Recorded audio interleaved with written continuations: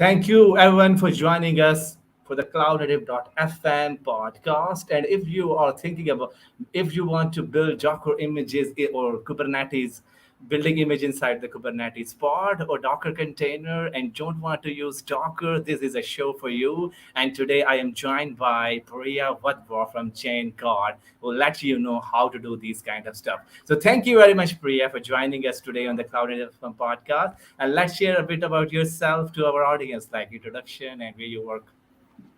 Yeah, for sure. Thank you for having me. I'm very excited to be here. So I guess some background. I have been working in open source and on open source projects probably for the past 5 years of my career. I started at Google and worked on a variety of open source projects related to Kubernetes developer tooling, things like Minikube, Scaffold, and Kaniko, which is what we're going to be talking about today. And then I moved into open source security and started working a lot on the Tekton project and Sigstore. Early this year, wow, yeah, it's already been 8 months back in January. I left to join ChainGuard, and I've just continued my work on open source and Sigstore ever since I joined ChainGuard. So it's been really fun, and I've pretty much always worked in open source software, and I really love working in it. So yeah, very excited to be here. Yes, absolutely, absolutely. We have. I hope to see a lot of the comments from the chain guard follow people watching to us today on the live stream as well. So today we're talking about Kaniko and Jason. Thank you very much for joining, Jason. And also before we starting the Kaniko, let's give you some two tips on it. Like the Kaniko is the OS container image building tool created by Google. And before you understanding Kaniko, here's why you should avoid Docker dependencies in building images. The Docker build container runs in privilege mode, and it's a big security concern, and it's open door to malicious attack. And also, for Kubernetes, I think 1.23 or 1.24, Kubernetes removed Docker from its core. So mounting docker.sock to host will not work in the future unless you add Docker host to all Kubernetes nodes. And Kaniko resolve these issues for you. There's a dedicated Kaniko executor images, and Kaniko accept three argument Docker file, build context, and a remote registry. And now over to you, Priya, and let us know how this all works behind the scene. Yeah, that was honestly a really great summary. I guess for context, back in, I guess it was 2017, one of the issues open in the Kubernetes repo that had the most like upvotes or most reacts was to be able to build Docker images from a Docker file in Kubernetes. And so that's kind of how like Kaniko came up. I don't know if you've had Dan Lawrence on the show before. He founded ChainGuard. Kaniko was actually kind of like his brainchild, and he sort of like came up with the idea for how it would work. And it was actually my starter project. So I wrote all the code. And so actually, when you asked me to talk about this, it was kind of a throwback because I haven't really looked at this stuff in a few years now. But I was like catching myself up on it, and I was like, wow, I forgot how cool this tool is. So I'm glad we're gonna look into it today. And I have a few demos sort of planned to kind of explain how it works. Let me actually share my screen.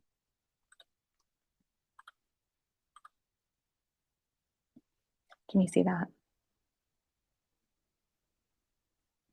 Yes, I'm able to see that the screen. Cool. Yeah. So we have the Kaniko project. It is basically just open source project. There's a bunch of documentation on all the different flags we support, but the idea was that it should be pretty much feature complete in comparison to Docker. So you should be able to take any Docker file that you would be able to build with a Docker build and build it with Kaniko instead. So we have a bunch of flags here, which pretty much like try to map to what Docker provides. And then there's a few kind of additional features as well, which are kind of cool, which I'll talk about as well. But we support a bunch of different things. Maybe I'll just do the first demo, and I feel like that would be the easiest way to sort of like get into how Kaniko works. So like you mentioned, Kaniko is a container image. So anywhere you can run an image, you can run Kaniko. We don't really recommend running it just as the executable itself. It really is meant to be run as an image. But that means that you can run it in Kubernetes, you can run it in Docker. I think I've seen people use it in like Google Cloud build because that's like just containers running as well. But I primarily use it in Kubernetes and also kind of as a step in Tekton if you've ever used Tekton before. So this is kind of like a simple Kaniko pod spec. And I also have a config map. So the config map just contains the Docker file that I want to build. So I kind of just made something up, like a Debian image, like install curl, and then curl this like little hello world script that I have stored in a GitHub repo I set up yesterday. All it does is print hello world and then sleeps for 10 seconds. So all this image really is going to do is install curl, get this little script, and then when we run the image, we should just run the script and hello world should print out. So we got the Docker file stored in a config map. And then we have the actual Kaniko pod. So there's a couple interesting things in here. So we have credential helpers for a lot of different common registries baked into the image itself. So credential helpers for GCR, ECR, the Azure one, which I think is ACR, and just generally Docker Hub, like it's all in there. So you can kind of mount in secrets for your own container registry and it should just work. So I have a GCP project, so I'm just going to use GCR today. But I already have my GCR credential stored in a secret called Kaniko secret. And it's basically just being mounted in at this mount path. And I have set this environment variable so that the GCR credential helper knows where to actually look for the secrets to actually push the image that we're going to build. So that's credentials out of the way. I'm also mounting in the Docker file and then pointing to where that Docker file exists within the container with this Docker file flag. And then the destination is the image that I eventually want to push to. So this is my own repo. So we can just kick this stuff off. That's the wrong directory. Apply the config map, apply the pod. I'm just running in like Docker desktop right now, by the way, it's just a local cluster. And yeah, you can kind of see that we're just installing curl pretty much as you'd expect. So the way that Kaniko works kind of under the hood, it's a really simple image. It just has a couple files in there, the credential helpers, the actual Kaniko executor image, some certificates that we need. But other than that, it's pretty bare bones. And the way that we kind of recreate what Docker build is doing is we grab the base image that you specified. So in this case, this would be the Debian image.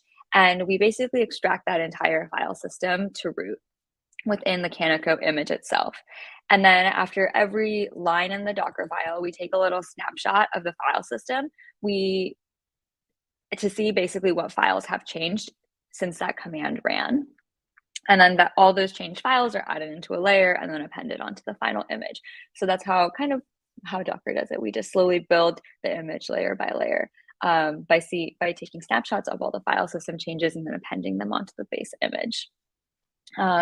So you can kind of see in the logs that like we install curl and then we take a snapshot of the entire file system.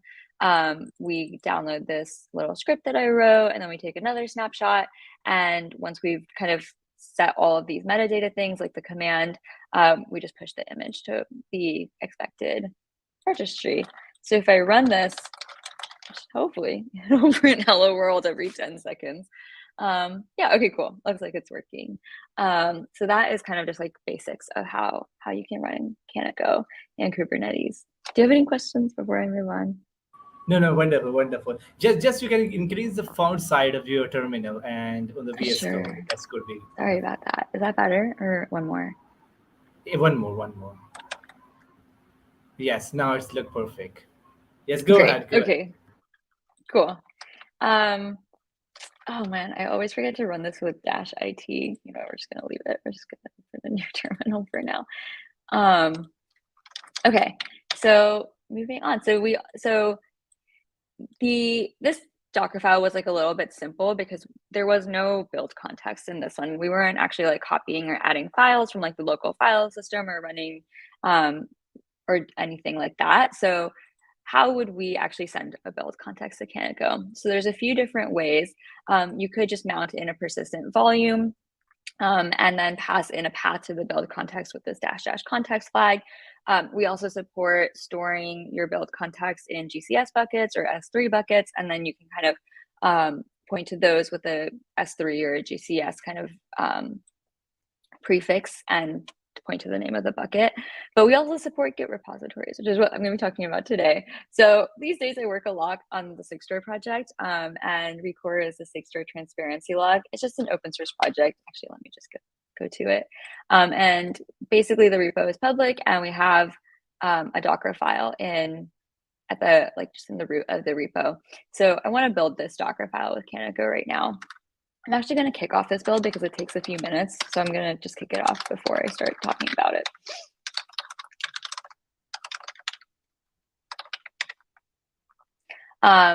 Yeah, so what Kaniko will actually do under the hood is it'll grab this GitHub repo, pull it into the container, store it in like in a directory, and then the Docker file that we want to build is going to be the path to the Docker file relative to that context. So because the Docker file is in the root of the GitHub repo, we just have to pass in -- Docker file. Similar to how you can do it in Docker, if you have multi-stage builds, you can actually specify which stage of the build you want to target.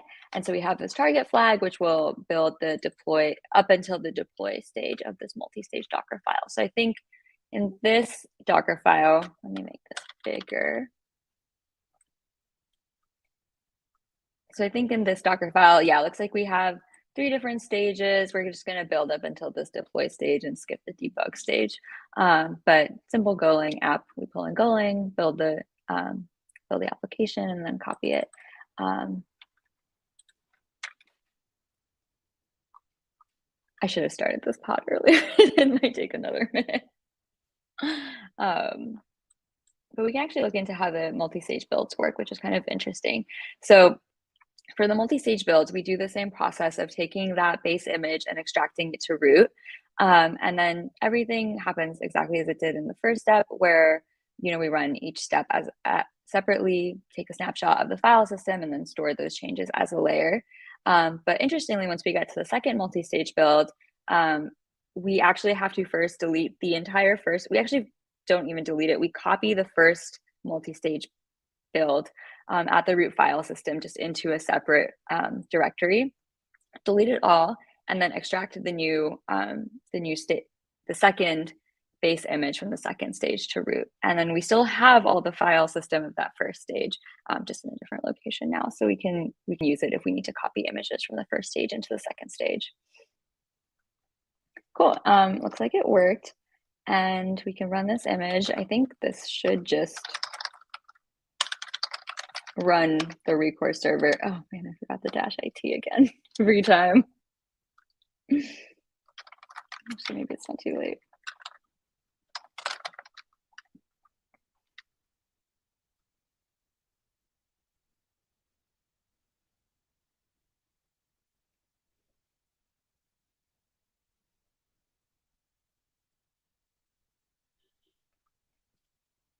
Yep. Okay. There's nothing else running, so it's not going to work, but the server is there. And so you can see that we've basically added on a bunch of layers onto this image. And so that kind of is a good segue into the next one. So Kaniko has like a few different things that you can try to actually speed up this build, because it can be a little bit slower than Docker for various reasons. So we have this concept of the single snapshot flag. Let me just kick this off again first.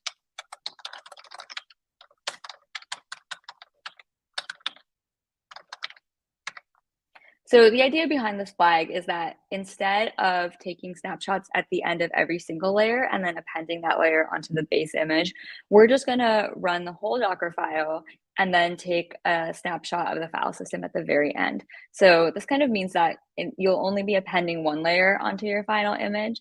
And in theory, because you're not snapshotting between layers, it can make your build a little bit faster.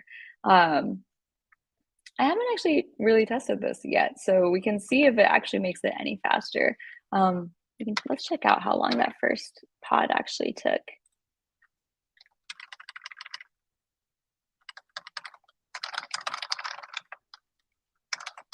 So this one would have been Kaniko-git. Okay, it looks like it took like a minute and 36 seconds.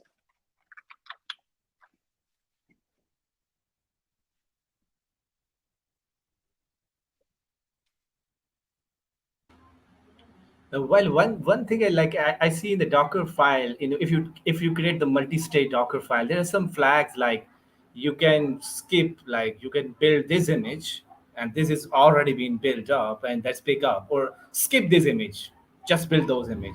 All those commands available in the Kaniko itself. Like if you have multi-state Docker file, and these multi-state Docker file has 2 or 3 images, you have to pull from the GitHub repository, pull from the Docker Hub, GCR, ACR, so many of them. So are these flags available in the Kaniko to do these kind of extra things? It should be, yeah. You should be able to like set which stage you want to build. It should be. I have not looked at this code in a while, so don't like quote me on this. But it should be smart enough to only build the stages that are actually needed for the final image as well. Cool. Looks like this took a flat 2 minutes, so I don't think it was actually faster. Okay, well, interesting. Let's just move on. That flag is always a little bit like sus, to be honest.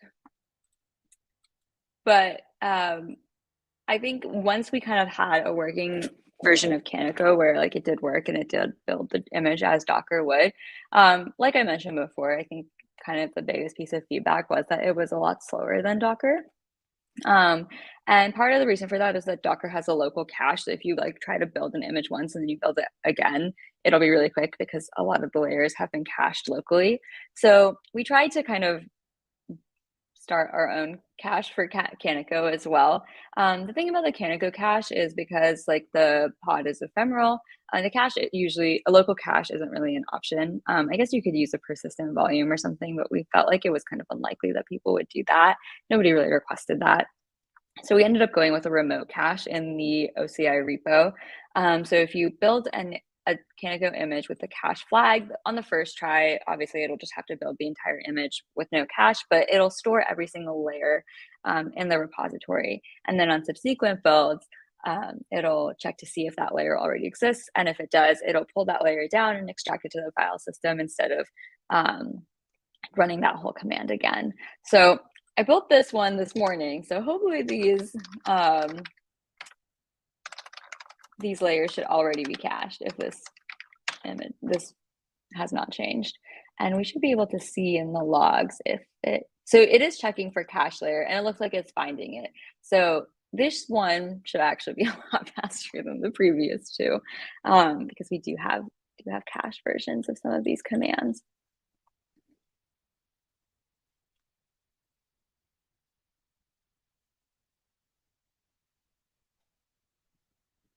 Cool. It looks like for almost all of them, it's actually found the cache layer.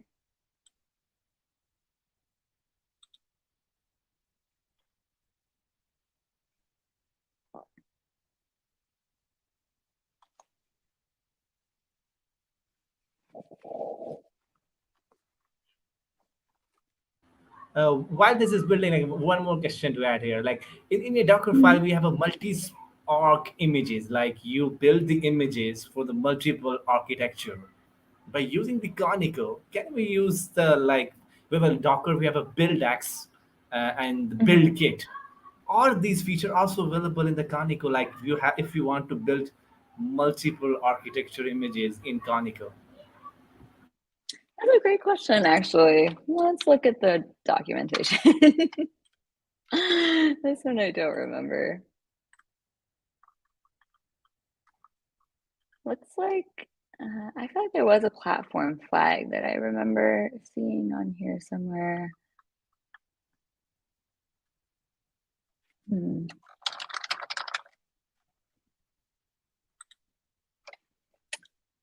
Looks like there's a platform flag. You can pass it in, but I think you would probably have to have one like Kaniko run per platform. I don't think it'll build for all platforms for you.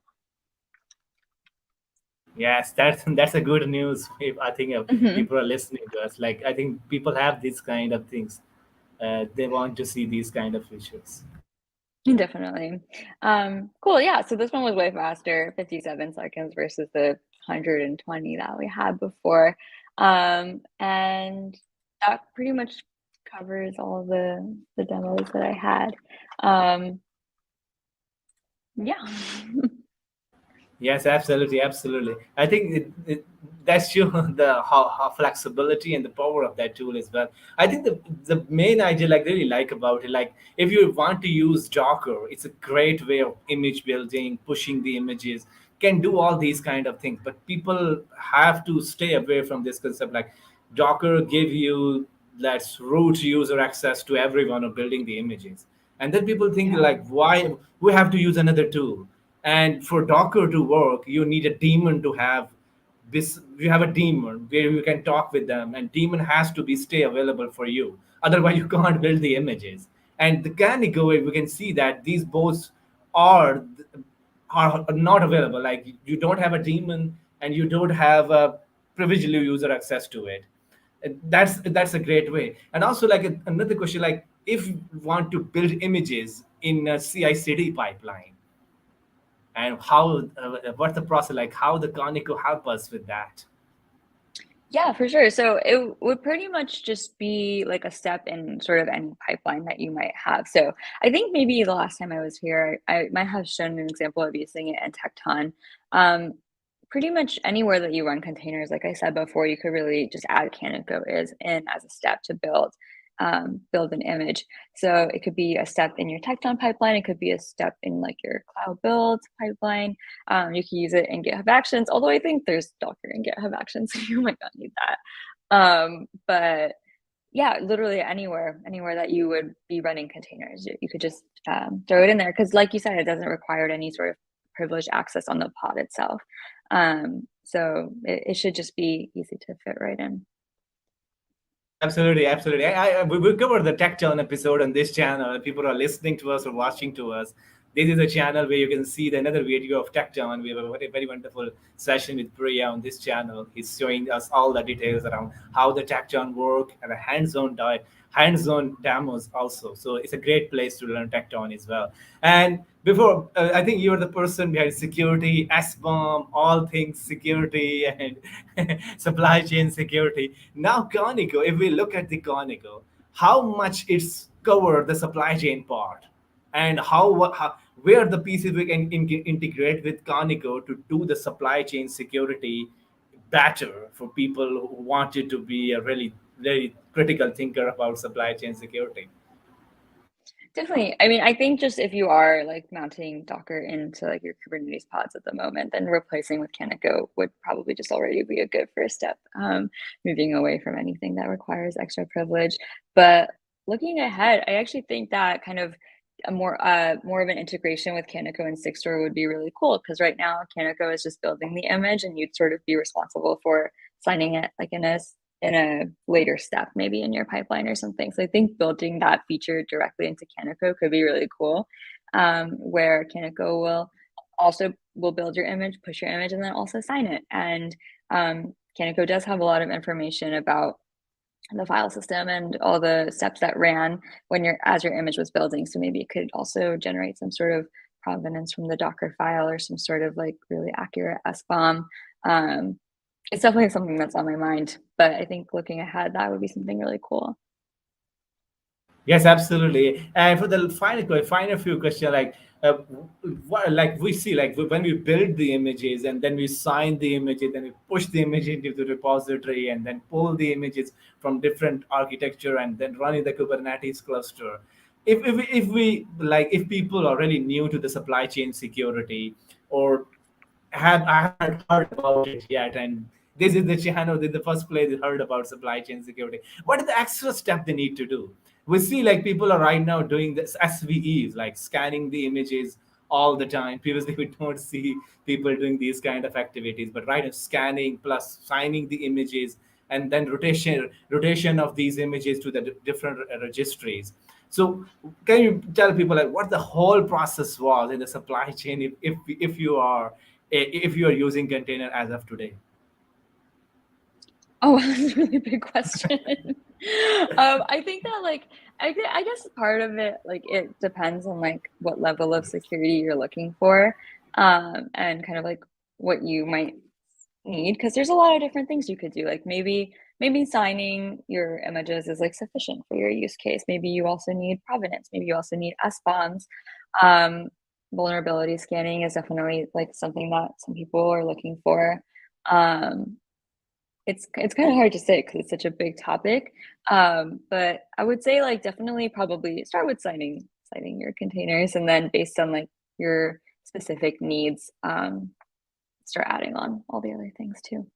Yes, absolutely, absolutely. And I think I'm really lucky. Like we have a very, very wonderful community. You have a SigstoreCon is a link available for you. And we have only one solution to sign the images. The Cosign is also available at the GitHub or the NPM packages everywhere. One tool to do these kind of things. That's great because previously I'm really, really worried. Like if we do the signing on this different platform for the different tool, then we have to learn so many tools for it. And luckily, I have a wonderful community that have created a one tool that work with any platform to sign the images and push and rotate all these kind of activities. And plus, we have a very wonderful people who tell us the way to sign the images and to be an effective supply chainer for your organization. So, last question for myself: like, what is happening in the SIG store? And what is happening in this chain go? Like what we see a new notification in the upcoming month. Plus, the SigstoreCon is also in the horizon. Oh man, a lot is happening with Sigstore, that's for sure. Yeah, we have SigstoreCon, which I think is a co-located event with KubeCon North America in October in Detroit. So that should be really cool. We'll have a lot of Sigstore related talks, and I'm really looking forward to meeting the community and hearing what everyone has to say. I personally have been spending a lot of time on Sigstore general availability, trying to get the public instances of Sigstore very reliable and stable so that people can use them with some level of confidence. And we have a bunch of new tools for signing Git commits. I think GitHub just donated a JavaScript client for Sigstore so that NPM packages can be signed. So there's tons of work happening. It's really exciting. There's a lot going on.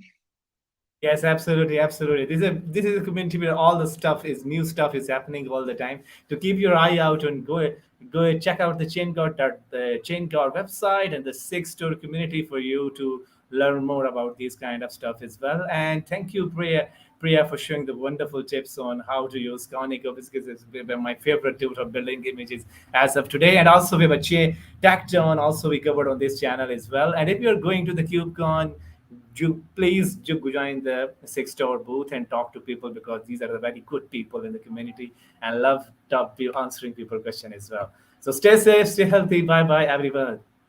Bye. Thank you.